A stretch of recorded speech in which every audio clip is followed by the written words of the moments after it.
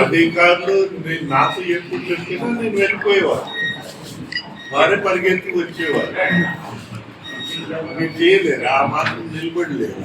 Election కూడా అలాగే election meeting కూడా అలాగే వాళ్ళ కార్యక్రమాలు చేసేటప్పుడు ఒక 4-5 వస్తాయి మీ చేతులు ఖాళీ. ఇలా కానీ మేము టీవీ సీరియల్ చూడాలంటే టైంలో చూస్తాం, క్రికెట్ మ్యాచ్ చూడాలంటే టైంలో చూస్తాం, ఫ్లైట్లో వెళ్ళాలంటే టైంలో చూస్తాం, ట్రైన్ పట్టుకోవాలి టైంలో వెళ్ళిపోతాం, మిగతా జనం దగ్గర వెళ్ళాలంటే టైం. ఏంటి తమాషా? ఏదైనా ఆయన మనసులో ఉంది చూసుకో, ఆయన వెనక ఇది ఉండాలి, బయట కనిపించడం.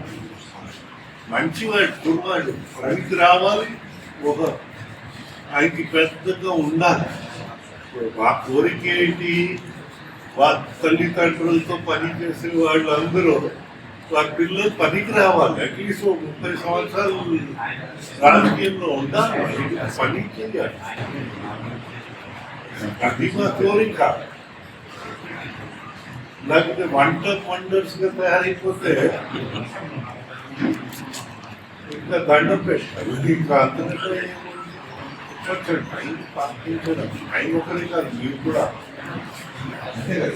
అందరినీ. ఇప్పుడు నేను రాజకీయ ఆలోచన ఉంటుంది, రాజకీయం మాట్లాడు, అది సమస్య.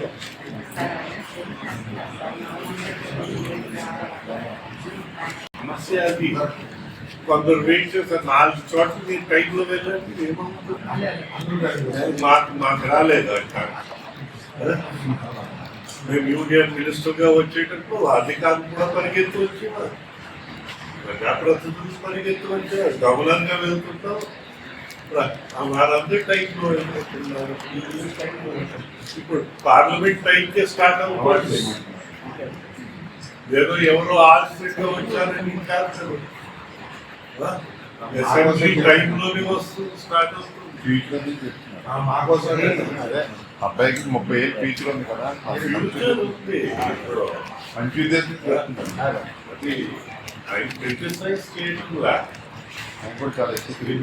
పిల్లలందరూ కొంచెం నేర్చుకోవాలి.